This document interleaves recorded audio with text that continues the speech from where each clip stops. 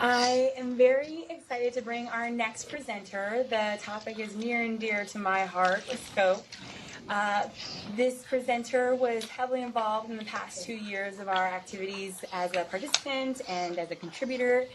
I'm happy to say that she'll now be leading our 2017 initiatives when she's not keeping busy as Matt Drummond's project manager in tax-exempt sales. Please help me welcome our 2017 Scope champion, Chica Smith.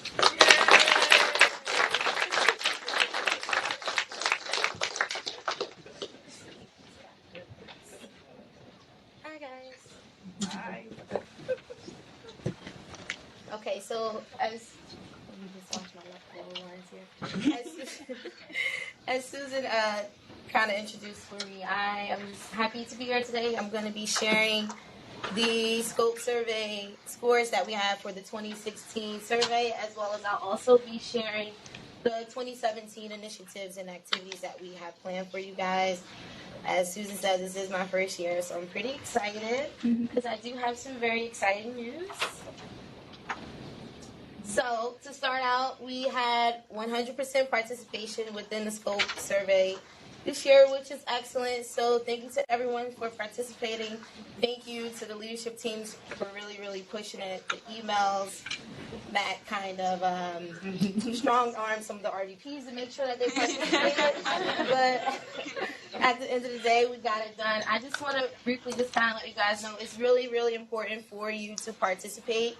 And when you do, especially for this year with the 100%, it really allows us to gauge, what's important, some of the initiatives that we should include on the calendar, speakers that we should have come forward, and then also allow the topics for the lunch and learns. So you'll see as a part of my presentation, I actually have a calendar that I'll be including with some fun things, and then also some of the other things that'll kind of help you guys as far as development. In addition to the participation rate, we also had 100% increase in all of the 13 dimensions. So this is for AXA US overall. So from last year to this year, there was a huge difference. I believe last year for 2015, most of them increased on a smaller scale, but not so much. But this year, I'm actually proud that we increased in all 13 of the dimensions. So again, thank you to you all for participating. As you see, it turned out really well for us. And we were the only ones to have 100%, by the way, too. So, which brings me to my next slide. So my next slide here is the AXA US results by dimension versus benchmark. I'll kind of run through what this chart is here, and there is a lot of green on this chart. I did not pick so much green. This is how the report comes. So I'll just first explain what the different colors of the green are. So when you look at the three right columns, there's a light green, there's a darker, and then there's a darker green. So the light green is basically if the numbers had a slight increase, but they were basically flat. Versus the dark green, if there's a dark green with a little asterisk, it just means that they're statistically significant as far as the difference is concerned. There is a little red one at the bottom, and you see we don't have any red there, which is really well. If there was a red box there, it would basically mean that we had went down in that particular area with the scope survey this year. So as you can see, we didn't decrease at all in any of the dimensions. So as far as the last slide showed, the 13 dimensions that we were referring to in which we had the increase in, they're all listed right there on the left. I'll just kind of pull out a few here. You have job satisfaction, engagement, trust, and customer first. The middle column, where it says the total favorable scores for 2016, this is our scores for 2016 for AXA US overall. The three columns on the right, it says AXA US 2015, AXA overall 2016, and then USTW norm. Basically what that column is, there are also other companies that use this type of survey to gauge some of the same initiatives and things that we do, so they use that as well. In regards to the scoring and the coloring that I went over with the green, as you can see in 2015, as I said, everything was basically on the positive side as far as the red and green goes. But to kind of deep dive into it a little more, you'll see that for 2015, everything was in the light green.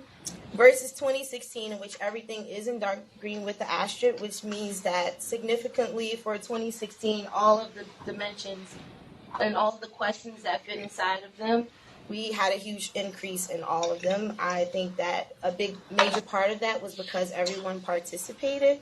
So the comparables were a lot higher this year in comparison to last year. The next slide here is the one that you all probably want to know about the most. So this this slide is specific to everyone in this room. So this is actually the RPS results by dimension versus benchmark. So this is specific for us. Like I said, the first slide was for AXA US overall. This slide is actually for us in this room. You'll look at the dimensions. The dimensions are still listed there just so you can see them. And I do have 3 that are highlighted there, and I'll kind of go over with you guys why those ones are highlighted. But if you look in the middle at the total favorable scores, you can see some of our areas there were a little lower than the AXA US overall on the previous slide, as well as if you look for RPS 2016 column, you'll see that for RPS as a whole in comparison to AXA US overall, we didn't statistically move up in any of the dimensions on a high level. We stayed green for all of them, which is good, but we really didn't have any where we, went up a lot in comparison. You'll notice on the slides that I did not include 2015. The reason why I did not include that is because for those of you who've been here for a while, you'll notice that there were a few new questions on the scope survey. So there really wasn't, it would not have been a really good comparison from 2015 to 2016 if we had showed it, because a lot of the questions that were on the survey this year were new. So the year-over-year comparisons would have been a little skewed. So we didn't show 2015 here.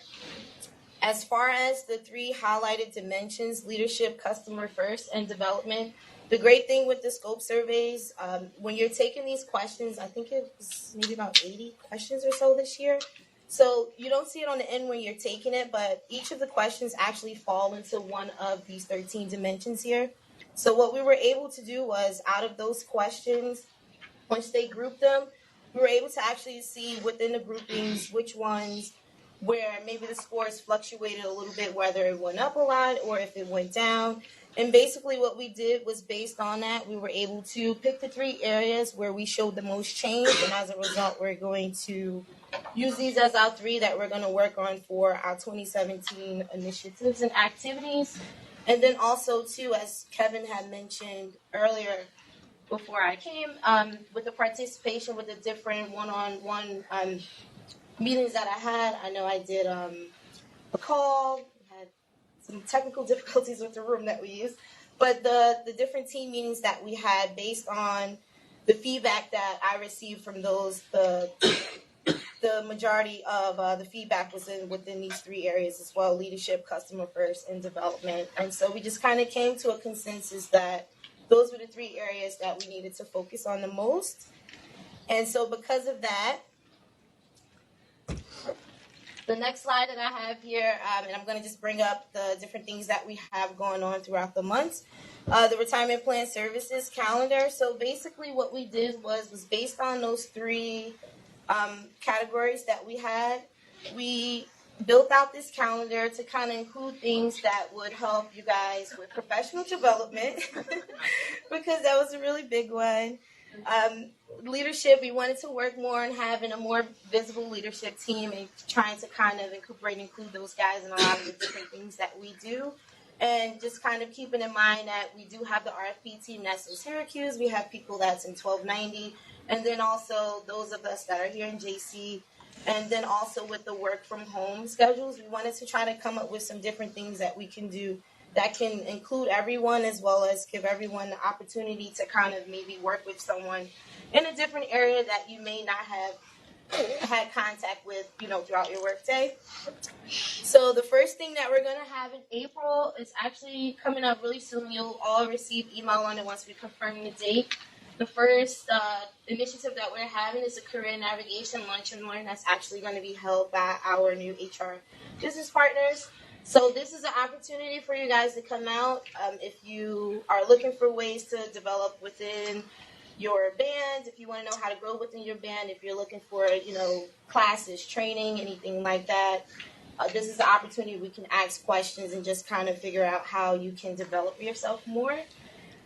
Next on the calendar, we have RPS Leadership Digital Brain Teasers. This is actually one of the suggestions that I received from the roundtable that I had with everyone.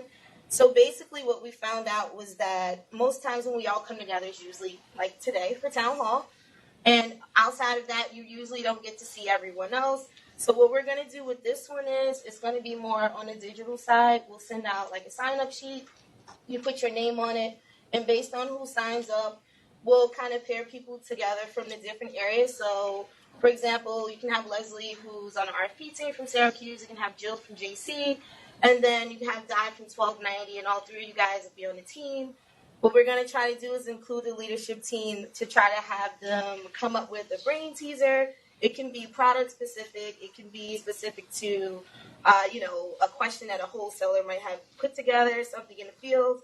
And, of course, we all love prizes, so we'll have, a gift card or something really cool for you guys participating. But, again, you don't have to spend your lunchtime, trying to figure this out. This is something that you can kind of email or Skype back and forth.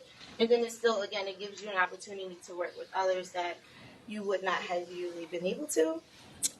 Next on the calendar, early May, we have Munchkins with Malloy.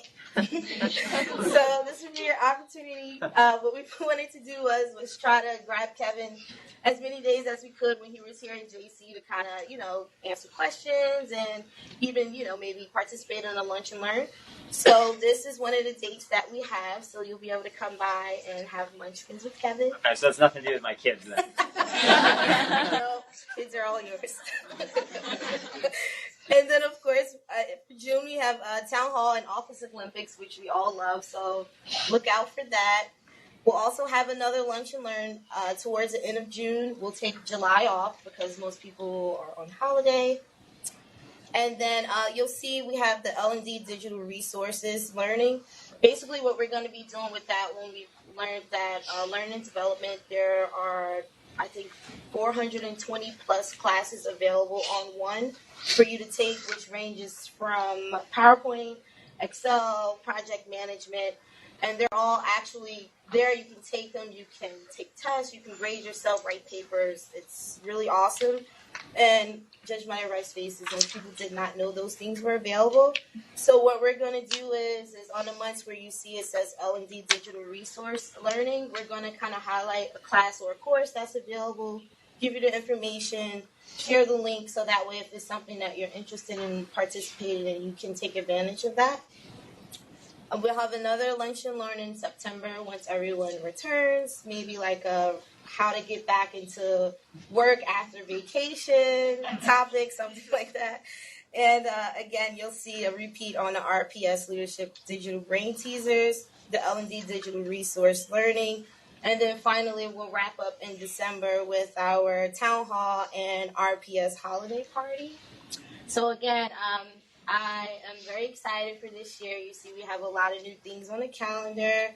You guys know I'm super friendly and very approachable, so if you have anything that you'd like to add or include, definitely let me know. I am here for questions if anyone has any, and if not, then I am hoping you all will accept the calendar invite when I send it for the Career Navigation Lunch and Learn, which should probably most likely be in about 2 weeks, the first or second week